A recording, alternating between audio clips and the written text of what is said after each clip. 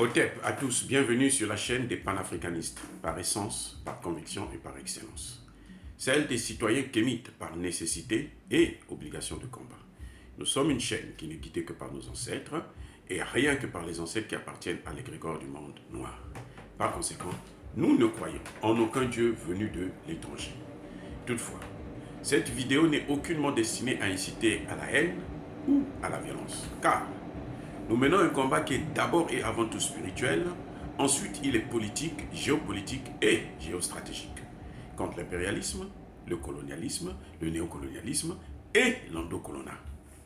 Sur la base du principe fondamental que nous avons hérité de nos ancêtres kémites, qui est celui de la Mahat, c'est-à-dire solidarité, vérité, justice. Vous êtes donc en droit de connaître la vérité et nous avons l'obligation de vous dire la vérité, rien que la vérité, afin que justice soit rendue à l'Afrique. Et ça, c'est notre modeste contribution dans cette noble lutte en faveur de la souveraineté, la dignité et l'unité africaine. Et c'est ça qu'on appelle le panafricanisme. Bien-aimés frères et sœurs, nous allons vers la sortie de crise au Congo démocratique. Nous allons vers la fin de la guerre dans l'Est du Congo démocratique. Nous allons vers la libération des populations de l'Est du Kivu du Congo démocratique. Pourquoi je dis ça?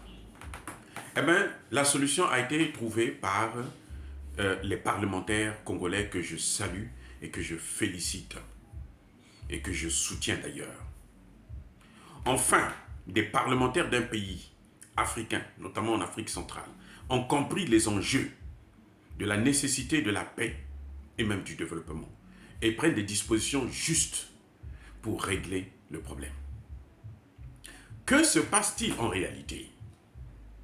C'est que le Parlement congolais a ressorti un vieil accord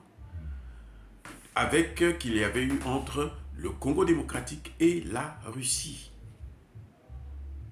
Eh oui, c'est ça le problème. Qu'ils ont repris, qu'ils ont remis sur la table, qu'ils ont renouvelé.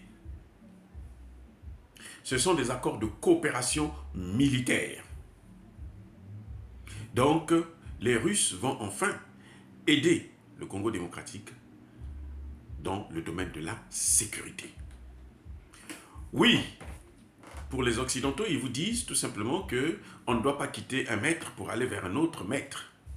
Non, ce n'est pas un maître vers un autre maître. C'est un maître vers un partenaire. C'est différent. Parce que la Russie, jusqu'à preuve de contraire, n'a jamais colonisé un seul pays africain. La Russie a des enjeux géostratégiques dans le monde, et notamment en Afrique, parce qu'elle a compris que sans l'Afrique, elle ne pourra pas être élevée, elle ne pourra pas combattre l'Occident. Elle ne pourra pas combattre l'OTAN. Il faut qu'elle puisse avoir un pied-à-terre en Afrique, mais pas des colonies. Tandis que les Occidentaux, ils continuent toujours à nous coloniser. C'est pour ça que je salue vraiment, avec vraiment beaucoup de joie, les parlementaires congolais qui ont initié cette démarche qui va se finaliser dans quelques jours lorsque le ministre des Affaires étrangères, Sergueï Lavrov, va se rendre au Congo démocratique, à Brazzaville et dans un troisième pays, en Égypte. Voilà. Voilà le problème. Ce que je n'ai pas compris, c'est que depuis tout le temps, la solution est là dans vos mains, mais vous ne la prenez pas. Et ces parlementaires-là ont été des génies. Alors pour moi, ce sont des génies d'avoir compris que pendant tout ce temps, depuis les indépendances, avant même les indépendances, parce qu'avant l'indépendance, le Congo démocratique était la chasse gardée, était le terrain de chasse, hein, même pas la chasse gardée, mais le terrain de chasse du roi Léopold II. C'est pour ça d'ailleurs que dans plusieurs de mes vidéos, je le qualifie de plus grand génocidaire de toute l'humanité. Mais, après les indépendances, les pseudo-indépendances bien entendu, qu'est-ce qui s'est passé? Les États-Unis ont mis la main dessus. les États-Unis et l'Union européenne, tous les pays européens ont mis la main dessus. Donc l'Occident a pris, en quelque sorte, le Congo démocratique.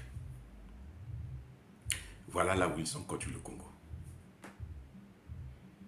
Ce sont eux qui ont tué Patrice Emery Lumumba. Ce sont les Occidentaux. Les Américains, les Belges et les autres. Les Français, tout le monde, ils étaient complices. Ils l'ont tué. Le crime était tellement grave.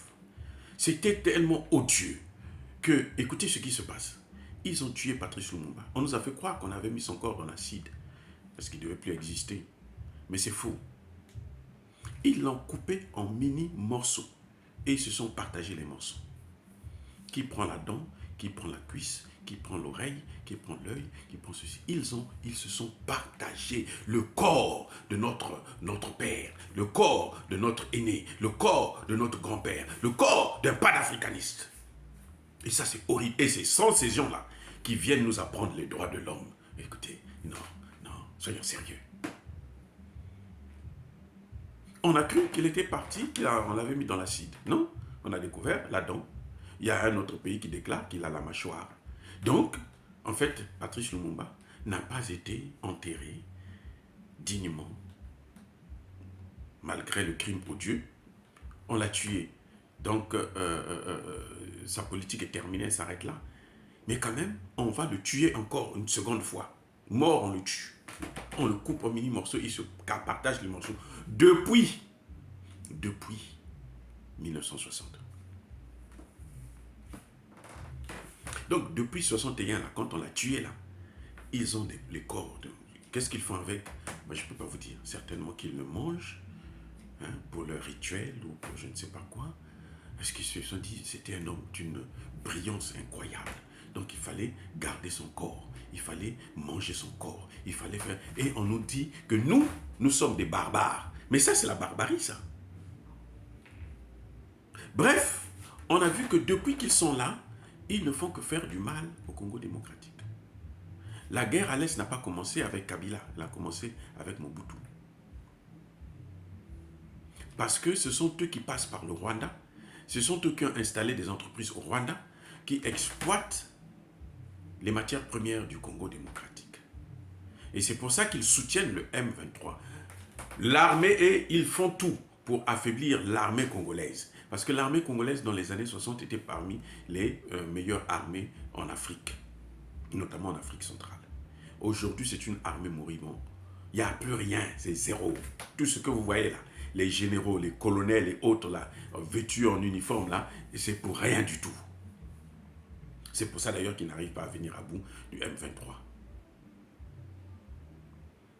Vous voyez? Donc, la guerre dans l'Est du Congo, ce sont les Occidentaux qui sont à l'origine.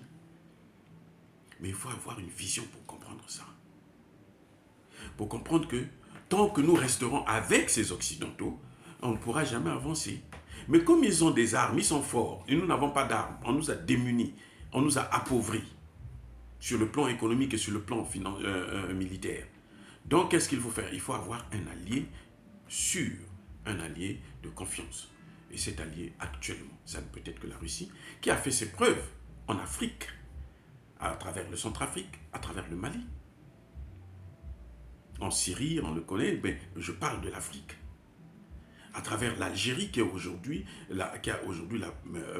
parmi, je pense, la meilleure armée africaine. À travers l'Angola, à travers le Mozambique, à travers le Soudan. La Russie a fait ses preuves, mais elle n'a colonisé aucun de ces pays. Pourquoi on nous amène l'idée selon laquelle, si on quitte les Occidentaux, la France, la Belgique, les États-Unis, l'Allemagne et autres, pour aller, l'Angleterre, pour aller vers la Russie, ben, c'est d'un maître à un autre. Non. Ils ne nous ont jamais colonisés, jamais. C'était nous un seul pays, jamais. Ils viennent au contraire pour nous aider, pour nous soulager, pour nous permettre d'affirmer notre souveraineté. C'est ce qu'est en train de faire le Mali. Aujourd'hui, le Mali peut se permettre de virer même le porte-parole de la mission des Nations Unies, parce qu'il sait qu'il a un partenaire fiable et il a les moyens de se défendre. Si vous voyez qu'on n'arrive pas à le tuer, c'est à cause de ça. Donc, je salue encore une fois de plus ces parlementaires et j'espère que le président Tshisekedi va aller jusqu'au bout et mettre en application, parce que c'est surtout ça. Les accords, on peut se les signer, mais si on ne les met pas en application, c'est comme si on ne faisait rien. Et j'espère que Tshisekedi ne va pas nous trahir une seconde fois. Parce que son père a été, Etienne Tshisekedi, a été complice des Occidentaux pour tuer Patrice Lumumba. Je répète, le père de Félix Tshisekedi, ce n'est pas lui, son père, Etienne Tshisekedi, a été le complice des Occidentaux pour tuer Patrice Lumumba. Il faut qu'on le sache, c'est la vérité. On ne peut pas cacher cette vérité. C'est la vérité. Donc le fils, s'il veut honorer son père, il est obligé d'aller jusqu'au bout pour que la guerre dans l'Est puisse s'arrêter. Donc ces accords prévoient l'armement, l'achat des armes, prévoient la formation des militaires et probablement l'arrivée des instructeurs russes sur le sol congolais. Et c'est ce que nous attendons depuis très longtemps, depuis 1994. Car je veux vous rappeler que cette guerre a déjà fait près de 20 millions de morts. Je répète, cette guerre a déjà fait près de 20 millions de morts. On ne vous dit pas, on ne vous donne jamais les chiffres pour ne pas vous effrayer, parce qu'ils veulent cacher comme d'habitude la vérité. Et c'est ce qui permettra que cette mission des Nations Unies, la MONUSCO, qui ne vaut absolument rien, qui est là au contraire pour servir les intérêts des Occidentaux, parce qu'aujourd'hui dans la guerre en Ukraine, on a vu que les Nations Unies sont un instrument de la propagande, de la politique des Occidentaux. Et ils n'ont plus de raison d'être. Ces mêmes Occidentaux nous avaient dit, à l'époque de Mobutu, tuez-le et vous allez vous développer. Mobutu a été sacrifié, assassiné. Jusqu'aujourd'hui, plus de 25 ans après, il n'y a pas de développement. Il y a au contraire la guerre et on ne fait que compter les morts. Or, dire cela, c'est inciter à la haine ou à la violence. Non. Nous sommes une force tranquille. Yaba colère ve, Yaba Malembe. Soyez bénis par le Dieu de Kémit. J'ai dit et j'assume.